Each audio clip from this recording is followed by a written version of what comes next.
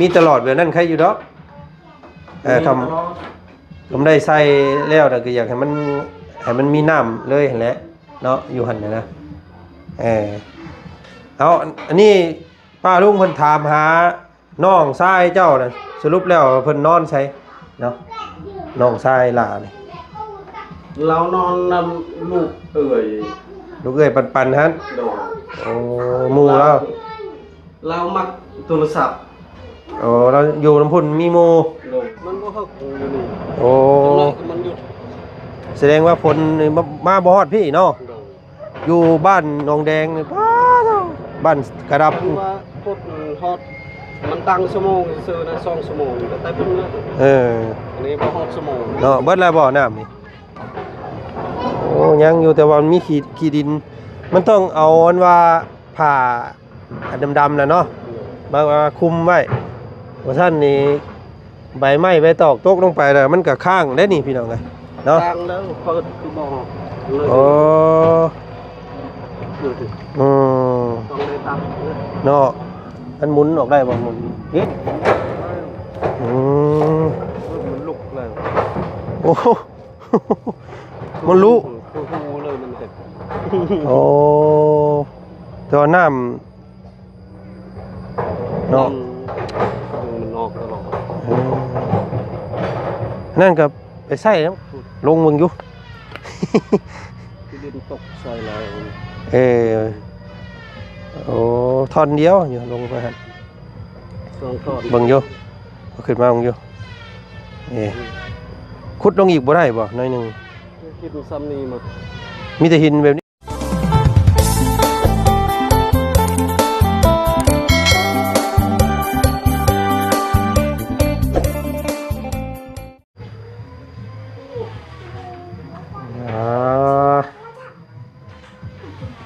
ทางตะลุเพิ่นกำลังเคาะกำลัง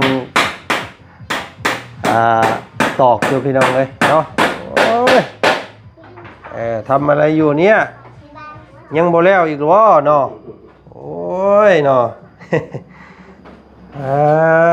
พี่น้องเลยเนาะพ่ออยู่บัดนี้เนาะเสาะให้มันงามๆได้เฮ้ยเนาะนี่อันนี้มึงปักดากได้ยังบ่ไรเสาะให้มันออกให้มันเบิดให้มันงามเย็นได้พี่น้องไอ้ตัวนี้เนาะโอ้อันนี้เป็นเตียงนอนเฉพาะอยู่ในพี่น้องไอ้เนาะนอนอยู่ตรงตารางก็ได้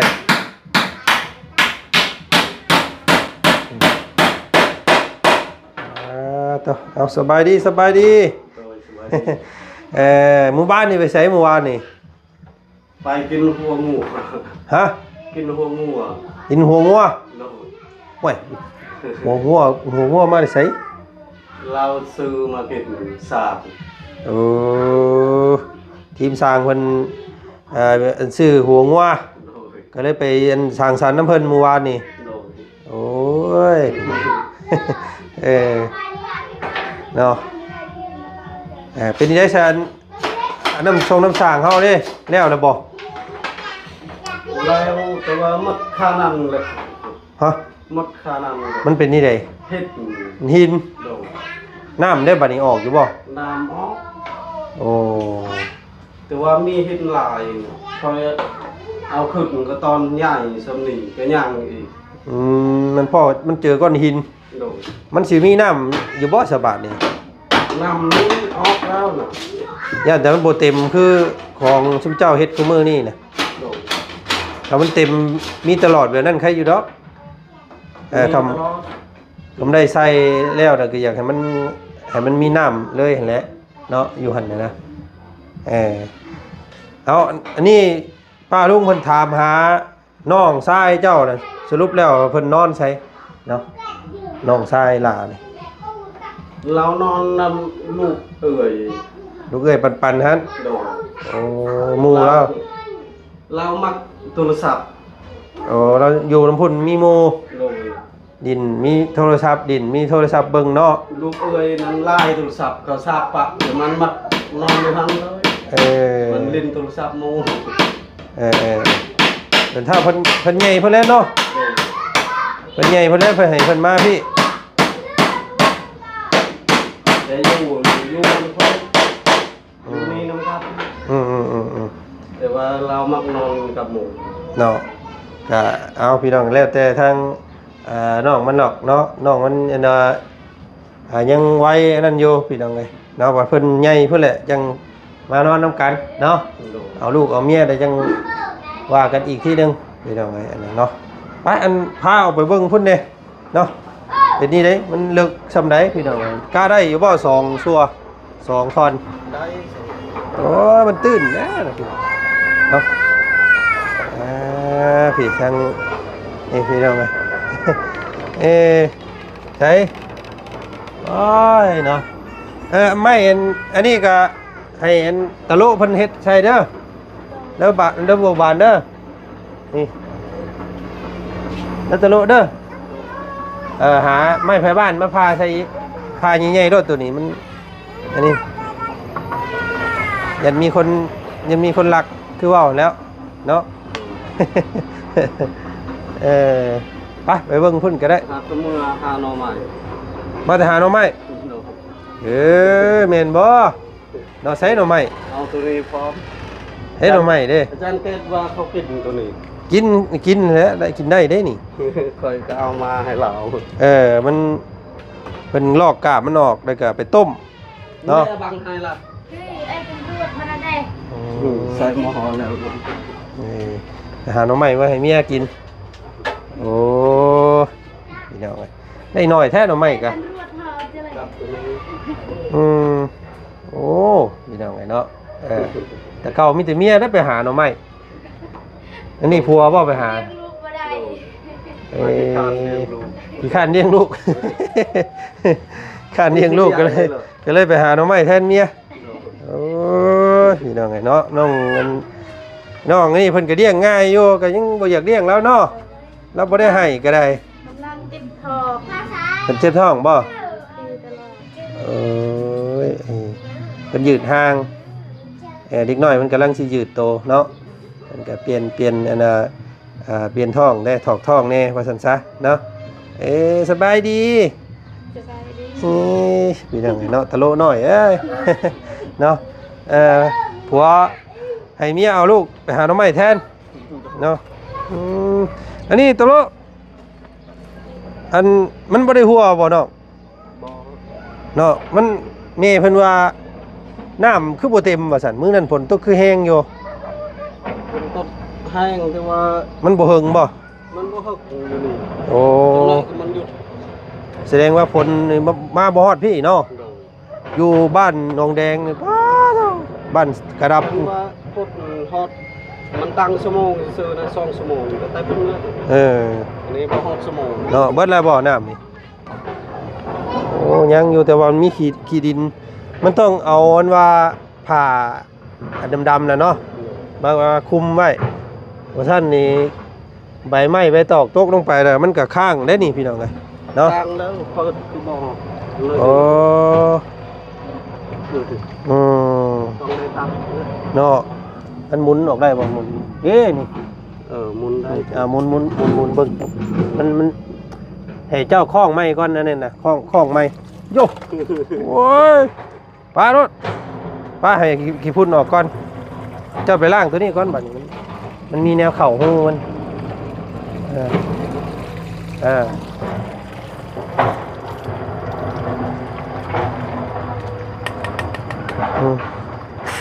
เป่าออกก่อนเดี๋ยวอันนั้นมันต้องกันว่ามีแนวมันมีหินมีอย่างได้อยู่ในหันเด้เราอัดโยบันหมุนตรงๆทางทีมสร้างเพิ่นบ่ได้ใส่กาวเนาะเพิ่นเฉพาะเฮ็ดให้อันเห็นบ่ มีแต่เจ้าอ่อนนี่มันมีแยงคือกระขาวนี่ก็ได้หรือว่าดำๆก็ได้เนาะมาใส่ ใช้อยู่เท่านี้ แม่นซื้อเอาน้ำหั่นเวียดเดี๋ยวอันอ้ายสิเอาเงินให้เด้อเอ เอาซื้อมาก็มันหุ่มนี่แล้ว แล้วก็มัดแน่นๆเวลาน้ำฝนลงมามันจังขี้พุ่นขี้หยังมันจังบ่ลงเด้มันเป็นกันตองนะเพิ่นเอิ้นกันตองกันตองน้ำเนาะเวลาใบไม้ใบหยังมันปลิวมาหลังเฮือนเจ้ามันไหลลงมามันก็ข้างอยู่นี้ อันนี้ค่อยว่าจะติดเมียว่าโอ้ยมีกี่คนหลาย เจ้าลงไปล้างไว้ก่อนเด้อเจ้าซื้ออันนั้นมาเจ้าซื้อผ้าอันนั้นมาแหละเจ้าลงไปล้างเอาน้ำสะอาดล้างอย่างข้างในแต่จังปิดไว้บัดนี้กวบอันใดกวบแยงไว้กวบผ้าอันดำๆนั้นไว้แล้วก็กินได้บาดนี้มันขี้ฝุ่นมันบ่ลงเด้เนาะเนาะไปเบิ่งตัวนั้นบาดนี้ มะพร้าวเขาก็ติดแล้วเนาะได้รายการมะพร้าวเลยพี่น้องมากันโอ้หมังมี่เขาก็ได้การแล้วติดแล้วมีแต่ซักอันนี้นี่ยันเด็กน้อยมาเหยียบเอาอันไม้ใหญ่ไม้มาซักรอบๆไว้นี่เด้อซักรอบๆไว้ซักแบบคือเจ้าซักนี่รอบไว้ยันเด็กน้อยเหยียบเนาะเวลาลูกเจ้ามาใช้เบิ่งหั่นมีมันมีหินบ่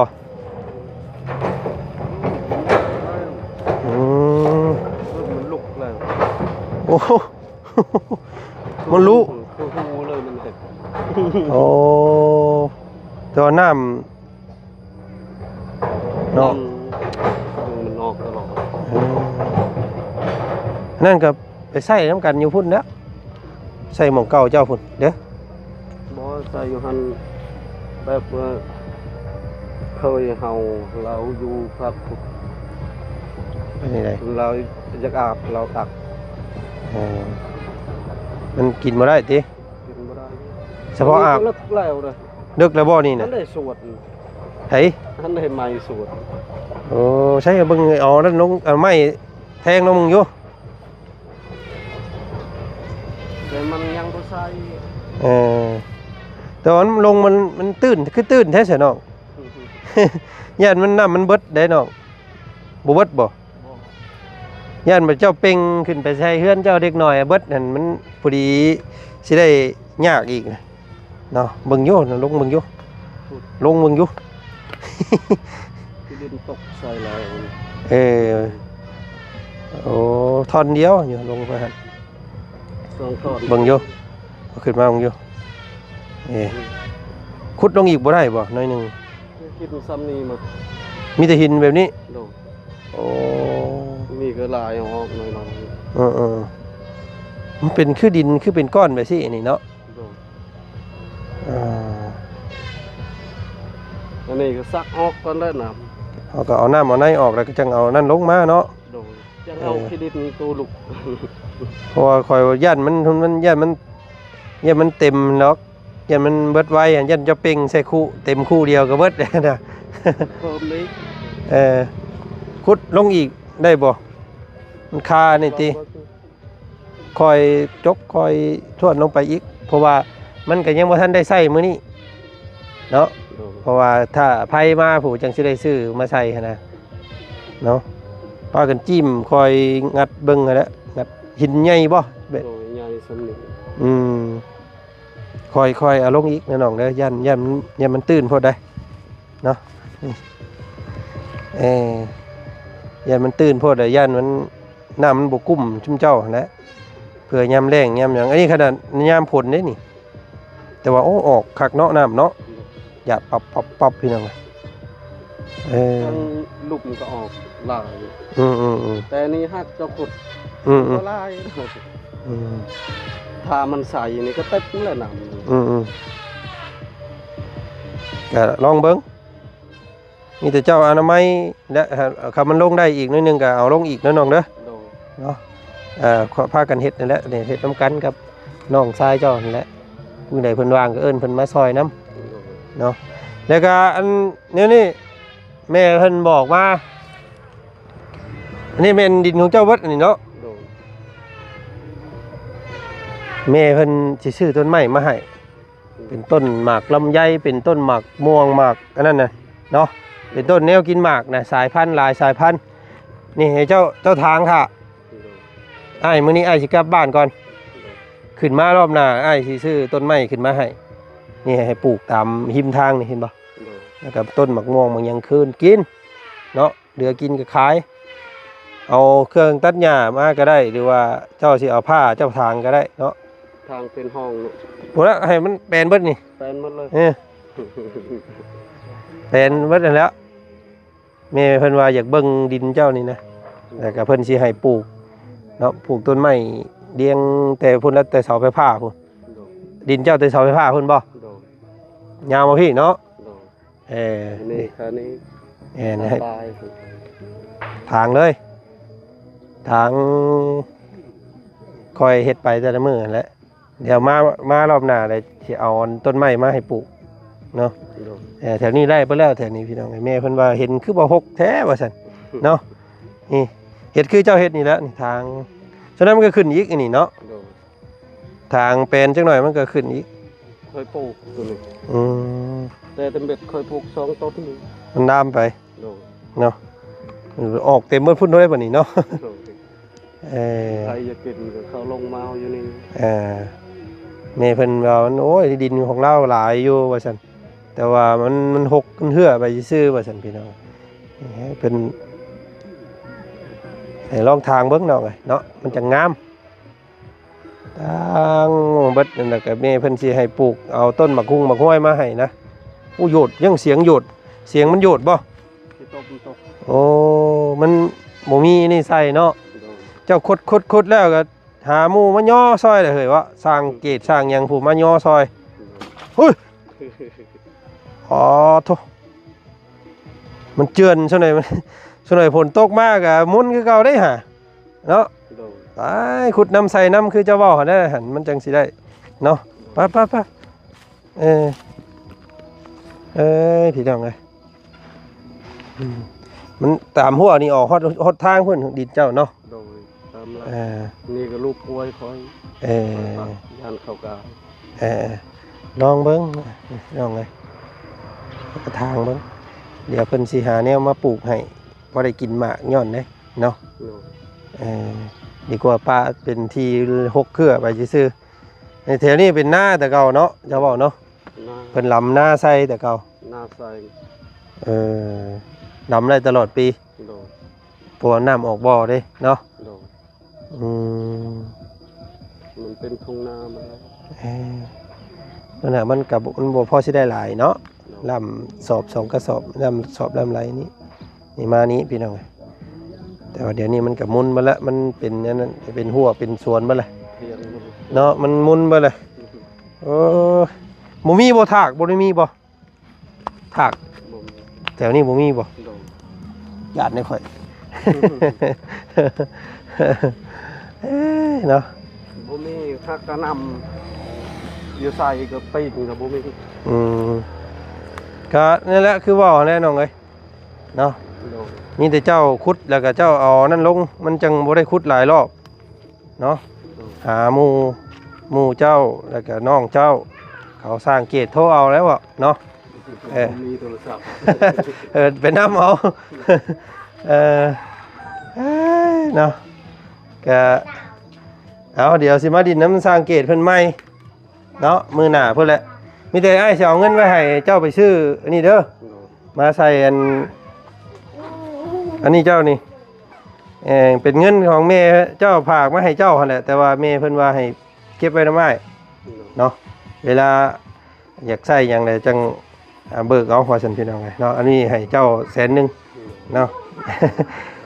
ยังอยู่400,000บาทนี่เงินเจ้าเด้อเนาะ แม่เพิ่นว่าเก็บไว้นำบ่จันทร์แหละเวลาซื้อหันซื้อนี่จังเอาให้น้องเพิ่นว่าซั่นพี่น้องเอาไปซื้อผ้าคลุมอันนี้เนาะแล้วก็กับซื้อน้ำให้หมู่มาย่อนี่ซอยหั่นแหละ โดย เด้อมาต้องเห็นให้เอาลงเด้ ท่อน1 2ท่อนก็ให้มันเอาลงเนาะ โดย ให้มันนั่นว่าแล้วก็ว่าเป็นไปได้อยากให้มันเลิกกว่าหันอีกแล้วหน่อยหนึง ทอดต้องเอาลงก่อนแล้วจะขุดต่อ ต้องเอาลงก่อนยังขุดคอยงิ่มน้อง ทันบ่ลงเต็มก็คือนั่นแหละ ดิน มันโยด มันโดดใส่ มีแต่หาหมูนะเนาะ โดย ซื้อน้ำในอันให้หมูพอได้กิน มามื้อหน้าให้ได้ไปลงได้ อ้ายเมื่อป้าก่อนมื้อนี้เด้อพี่น้องเอ้ยเพื่อนั่นแล้วเพื่อสมเจ้าเองนั่นแหละเนาะบ่แม่นว่าหยังดอกมันแล้วก็สมเจ้าได้ใช้น้ำเด้อเนาะพี่น้องเนาะก็มีสองอย่างนี่แหละอ้ายฝากฟังเนาะมีอันนั้นกับอันนี้มารอบหน้าให้เห็นเนาะ โอเคเอาเฮ็ดอันเตียงเจ้าให้มันแล้วซะสิพี่น้องเอ้ยเนาะไปเนาะเมื่อป้าก่อนบัดนี้ระวังน้องตกอูเด้อลูกเด้อบ่ให้บ่ฮ้องโอ้ยเนาะบ่นี่เสียงเห็นพี่น้องเอ้ยทางบ่จันกำลังสิเดินทางเข้าทางบ้านตะนางอันนี้พี่น้องเอ้ยสิเข้าพุ่นแหละแถวบ้านละเตืองพุ่นแหละเนาะเข้าไปรับเอาน้องตีน้อยเพิ่นก่อนเนาะสิไปพาเพิ่นไปฝั่งไทยพี่น้องเอ้ยมีแต่ซุมเจ้าก็เฮ็ดตาม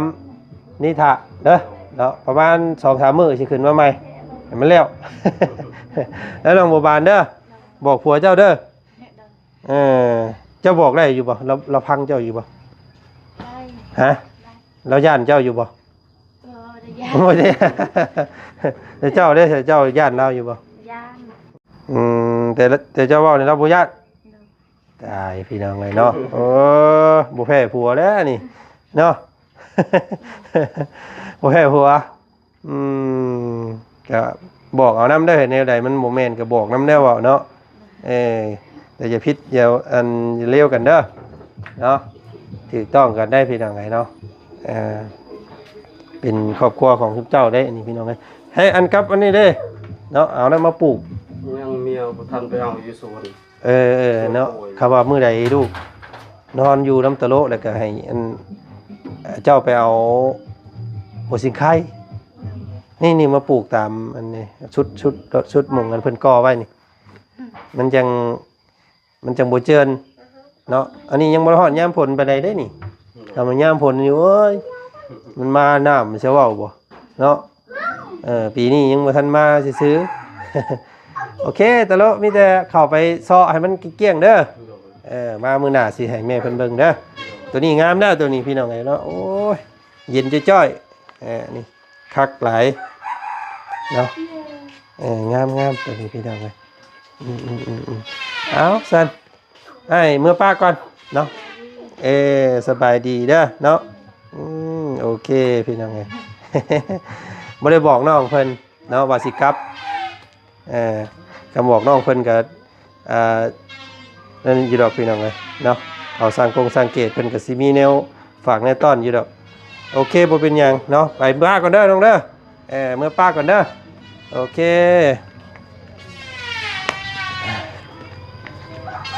เดี๋ยวพี่น้องเลยเนาะก็มีแต่2อย่างนี่ทางบ่จันมอบหมายให้ทางน้องเพิ่นเฮ็ดเนาะก็เอาตัวนี้ลงไปพุ่นใส่หม่องอ่างน้ำพันน้ำโอ้น้ำหลายอยู่พี่น้องเอ้ยน้ำแต่ว่าบ่จันย่านมันบ่คุ้มก็เลยอยากให้น้องเพิ่นควัดลงไปอีกนะเพื่อความลึกอย่างน้อยก็ได้สัก3ท่อนนี่ก็ยังดีเนาะได้2ท่อนนี่ก็ได้พี่น้องเอ้ยความลึกของน้ำเนาะก็ท่อนที่3เนี่ยให้มันพ้นจากหน้าดินเนาะก็ถือว่ากุ้มและน้ำสำนันเนาะก็จังใดก็เดี๋ยวมื้อหน้ามื้อไหนสิแวะมาหาน้องเพิ่นใหม่อีกพี่น้องเนาะก็มื้อนี้สำหรับคลิปนี้ทางบ่จันขอตัวก่อนเนาะเจอกันใหม่อีกคลิปหน้าแล้วกันเด้อพี่น้องเนาะไปสบายดี